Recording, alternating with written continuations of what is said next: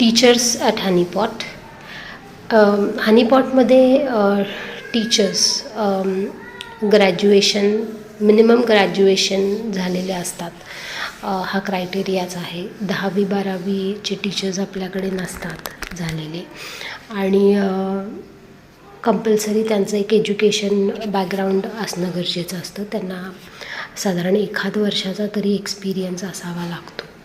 आपली शाळा activity based असल्यामुळं हे असं शिक्षण देण्यासाठी टीचर्सला या ठिकाणी आधी ट्रेन केलं जातं आणि मगच त्यांना शिकवण्याची संधी दिली जाते. So teachers play an important role, but they are very well trained for this particular type of teaching.